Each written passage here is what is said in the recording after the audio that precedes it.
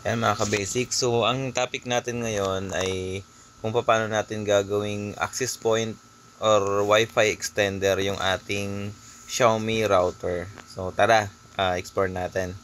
And una, dapat naka-on na yung router natin, naka-plug in na siya. Punta tayo sa Wi-Fi device. Kukonect lang natin dun sa Xiaomi 2.4 or 5G Wi-Fi connection. Tapos pag connected na tayo, automatic yan mag-open yung ganitong portal.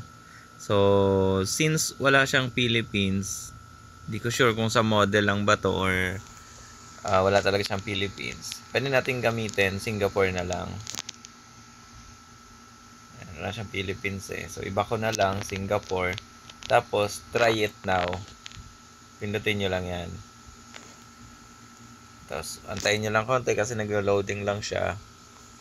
Ayan. Make sure connected ka sa router. So, this time, kailangan naka-plug in yung WAN galing sa LAN ng main router to WAN. Tapos, dito may wireless relay mode o kaya access point mode. So, AP mode lang tayo. Kasi, naka-wire at kumaga yung gagamitin natin, naka-wired siya galing doon sa main. So, pwede rin siyang wireless. So, mas preferred ko yung access point mode. Kasi mas mabilis, siyempre, kasi naka-wire. Tapos, saka siya mag-broadcast ng wireless. So, punta sa mga device natin. Ayan. So, susundan nyo lang yung guide na sinasabi niya. Hindi naman siya mahirap gawin. Tapos, dito yung work mode. Ayan. Make sure na connected kayo kapag nagko-config kayo. Tapos, sa work mode niya, pili kayo, access point. Bumalik lang siya. Tapos, antayin nyo lang siya mag-load. Ayan, hindi niya ma-detect. So, try ko lang i-plug in at i-replug in lang yung cable. Ito lang.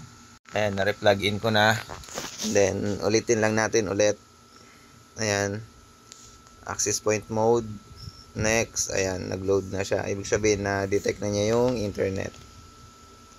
Tapos, dito, pwede nyo i-combine or pwedeng individual. Combined yan nung 2.4 tsaka 5G. So, isang pangalan lang makikita sa network. So, si cellphone na ang bahalang mag-detect kung ano yung saan siya magko-connect. Tapos, type lang natin yung password, i-next natin. So, napakadali lang niya. Kumaga, guided ka nung app. Kaya, hindi ka maliligaw. Ayan, so, yan yung password, tsaka yung Wi-Fi name. Kung makita nyo, isang Wi-Fi name siya. Tapos, dito, magre-reboot yung router nyo. Ang problema, ayan, madi-disconnect kayo. So, next step, kailangan antayin nyo makapag-reboot, tapos connect kayo ulit.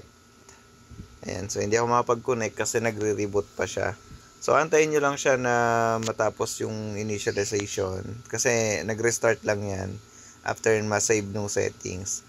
Tapos, kapag after restart, connect kayo ulit, kailangan nyo na i-key in yung password na nilagay nyo. Ayan, so, password typing lang. Ayan, tapos after nyo malagay yung password, pwede na kayong bumalik dun sa settings. Pero this time, connected na yung device, na-configure nyo na rin siya. Ayan, so configured na yan, tapos na yon, ganun lang siya kadali. Ngayon, kung gusto mong i-monitor dun sa application niya, meron kasi siyang application, yung Mi Wi-Fi. Pwede mo siyang i-open, okay, kung wala pa kayong na-install, i-download nyo lang tong Mi Wi-Fi.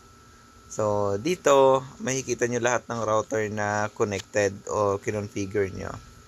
So, this time, hanapin lang natin yung bagong configure natin. I-add natin siya. Papadetect. And so, hindi siya ma-detect. Kapag hindi ma-detect, kailangan connect ka lang sa Wi-Fi niya. So, since na-detect na siya, ilagay natin yung password na nilagay nyo kanina. Yun yung magiging admin password niya kasi. Tapos, ayan. Tayo nyo lang mag-load. Tapos, sa selection sa taas, kung makikita nyo yung name, dun nyo lang siya hanapin, yung bagong config nyo. Ayan, so ito na siya. Ito na yung bagong configure natin. Ang problem, MAC address ng phone or device na connected sa kanya, yung makikita nyo. Hindi nyo makikita yung name. Pero pwede nyo siyang i-rename. Ayan, so lahat ng configuration, nandyan din. Medyo limited yung settings kasi naka-access point mode siya. Ayan. So, kanina yung name, access point mode kasi kaya hindi niya makuha yung name ng phone. Parang MAC address lang yung makikita. Ayan. Basic lang yung configuration. Napakadali lang. So, kung gusto niyo gawin, ako recommend ko tong device na to kasi maganda siya. Bukod sa mabilis, mas malakas yung signal niya. Mas compatible siya sa mga phone, kaya mas gusto ko siyang gamitin. So, ayun lang. Basic yung function, basic yung paano i-configure. Madali lang siyang gawin, madaling gamitin, kaya hindi kayo mahihirapan. Okay, thank you sa panonood at sana ay mag-subscribe kayo para mas mapanood nyo pa yung mga susunod nating video. Maraming salamat.